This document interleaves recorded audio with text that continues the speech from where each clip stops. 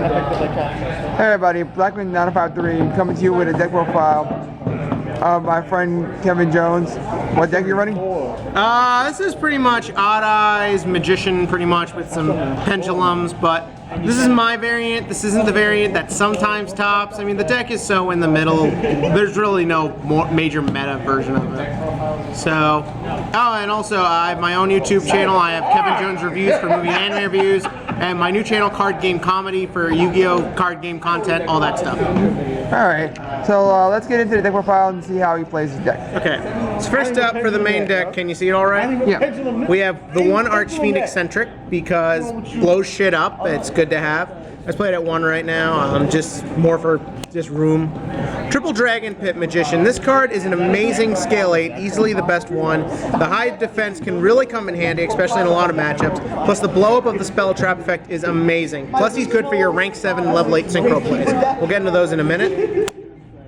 Double Dragon Pulse, it's a good beater, it's a good 1 scale. Blowing up monsters is great, especially in the Monarch match. Plus he's another level 4, which there aren't a lot of the decks, which you need for your Xyz plays. So I really like him. 1 Luster, because you can only play 1. Also, I never really use the pop effect. He is more here for Ignister combos and Magister combos than anything else, but he serves a purpose. Triple Kieran, easily the star of the deck. Send anything back to the opponent's hand. Can't be blown up by card effects, can't be targeted by card effects. Level 6 for Utopia Beyond plays. This card is great. If you're not playing 3, you are a crazy drunk who belongs in an insane asylum. Well said. Yeah, 1 Noble Dragon Magician, easily, it somehow wound up being the best combo card in the whole deck. Drop it for Pendulum Call, drop it for Dragon Pulse and Dragon Pit effects, get Odd Eyes out, who you can search out easily anyways, make Odd Eyes a level 4, sync for any level 7, with Odd Eyes Light Phoenix you get a level 8. Its only negative is that it goes to the bottom of the deck if synced with anything but an Odd Eyes. With all the Odd Eyes searching in the deck, that's not a problem. Double Oath. A lot of people like 3. I'm sorry, I don't like this card. My problem with it is it's got very low attack for a level 6. Its effects are decent, but they're situational, and they're really bad early game. They're actually better late game or with the Wisdom Eye combo. Double Odd Eyes Pendulum Dragon. Sometimes I play 3, right now I'm at 2. Great combo card, searchable searcher, gets you any pendulum during the end. It gets you Monkey Board and Wisdom Eye, which gets you Why are you not playing 3 right now? Just for room sake and consistency sake. The problem is that if you open too many, they can really slow the hand down and they can get bricky at times. But the double damage is great, search effect is great, and the combo pieces are amazing with this card. Okay. 1 Monkey Board, for obvious reasons, searches out basically a third of the deck, as it's any Performer Pal. Plus it's another level 6 for Utopia Beyond. Yeah, you're going to play 1 right now, so... Yeah. The 1 of this guy and the 2 of this guy's. The Sky Iris target, which is the popular reason for them, that's part of it, but I like this guy's effect. It's nice and defensive, plus the plus 1000 helps your OTKs, plus he's good in combo with this guy and Odd Eyes Pendulum Dragon, because that makes Odd Eyes Pendulum Dragon hit for 4500 and do a shit ton of damage. Unicorn is great because it finally gives us another accessible scale 8. It's searchable with Sky Iris, and that damage effect is basically an OTK central card. That's how I look at their decks.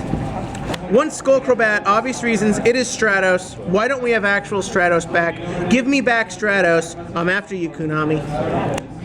1 Tuning Magician. This card a lot of people have a love-hate relationship with. The weird life point effect aside, it's really good with your Pendulum Call plays and your Sky Iris plays. Its special summons give you access to a lot of synchro plays, especially a fun trick in the extra deck. It's just a good card all around. It can be bricky at times, but I'll take that risk if it means getting basically a free level 8 synchro play. 1 Wisdom Eye, because we can only play 1 because for some stupid reason we had to copy the OCG, even though this deck really wasn't doing anything in the TCG, but so be it, you know, it searches. Double Odd Eyes Fusion, a lot of people elect for 1. I prefer 2 just because I have bad draw luck, so I like being able to have better draw consistency. Plus my extra deck lineup is a little bit different, so I think 2 suits the playstyle better. Triple Pendulum Call, amazing search card. It can be troublesome when your hand gets low, but you open with this card, you are set. You can search out any 2 Magician Pendulums. Then the scales can't be blown up. It's just an all-around great card. 1 Raigeki for board wipe, 2 Sky Iris. A lot of people play 2 Sky Iris, 1 Terraforming because you blow up, search Odd Eyes, your scales can't be targeted. Great card. My only problem, and it goes with an issue I've always had with field spells, they get bricky. If you already have one and you can't blow up Sky Iris to search out other stuff anyways, I just prefer 2 just because I just feel like I could brick too easily with 3 or a Terraforming in there. Double Twin Twister for obvious reasons. Thank you. And I actually have a pretty good sized trap lineup. I am taking one of these traps out when I get home tonight, but as of right now, 1 bottomless, because it's arguably the best trap, I feel is one of the best traps in the game. 1 breakthrough skill, predominantly for Monarchs and Tin Can. 1 solemn strike for obvious reasons. 1 solemn warning for obvious reasons. 1 Starlight Road because of just how rampant Twin Twister is, as well as several mass removal effects that I'm really flaking on right now. It's late, I'm getting tired, but I personally like it. 2 Storming Mirror Force. This might be the one of them I cut just for obvious reasons, but being able to send the whole hand back is amazing. And 1 Torrential for play disruption and because I don't have a second solemn strike. Moving on to the extra deck. We've got 1 Odd Eyes Vortex and 1 Rune Eyes Pendulum Dragon. Odd Eyes Vortex is amazing, but the problem is that I like Rune Eyes because it can OTK fairly easily, and when it's fusion summoned with Pendulum summoned monsters, it's unaffected by card effects, which is so important nowadays when everything feels like it activates on either player's turn.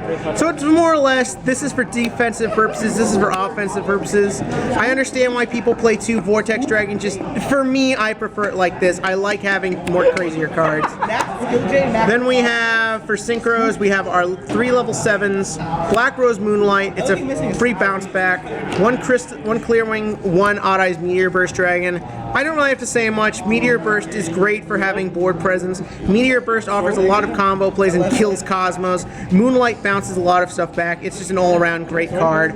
They all combo off with Noble Dragon and Odd Eyes. And then our level 8s, for the 2 simple ones, the Stardust. This is for the Starlight Road and the Tuning Mission. Stardust Dragon is actually my favorite card in the whole game. I just love its defensive effect, and it looks amazing, so I always try to play this card when I can. Plus, being able to protect your pendulum scales in case of big situations can be really important, so he's really good. Ignister, for obvious reasons, it's Ignister, summons a Luster, blows up, it's just a great card. And then the final Synchro is the craziest one, the Crystal Winged Synchro Dragon. That card's amazing. Yes. It's gimmicky, yes, but again, the goal for this deck was to be just more fun, more crazy. It's not always consistent.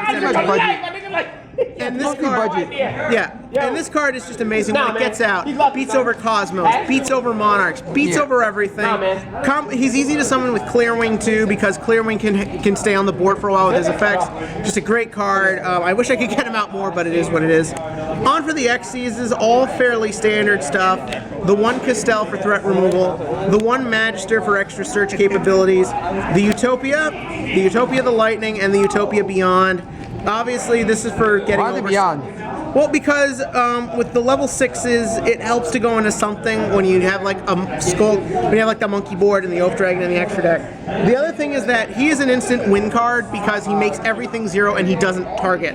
So you can get over everything with whatever board you have. Combo him with Odd Eyes and Unicorn and you have a really good combo. Also, his second effect can come in handy to special summon Utopia from grave. If I used Utopia early, I can banish Beyond and get another one for that extra final push at the end of the game. Okay, and finally for the extras. Sounds pretty reasonable.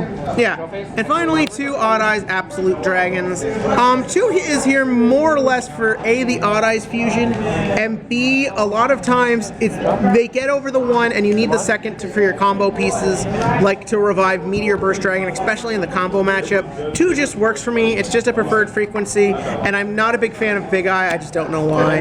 That's it. And finally we have the side deck. 1 Abyss Dweller. People usually say main this. I don't like to main deck Abyss Dweller just because its attack is so low and extra deck space is so tight. There's just stuff I'd rather play among it. But he's here for when I need him, and that's what's important. The 1 Cyber Dragon, 1 Chimera Tech. I don't have core, but I still prefer the main Cyber Dragon because it's another Noble Dragon synchro target, even though Noble Why will do go you side them for? Cosmos, Klee, Fort Demise. It's good because you can get rid of the ships, but they won't trigger because they weren't destroyed. Okay. And you can get rid of the Klees. Sounds good. Yeah, and you'll just have this guy be a big beater. Triple effect veiler for obvious reasons. Yeah, Effect Veiler is pretty standard. Yeah. 1 flying C, 2 max C. Flying C I don't use as much as a lot of people say it is. It's good, but the problem is that if you want to go for the OTK board next turn, It's good in the BA matchup.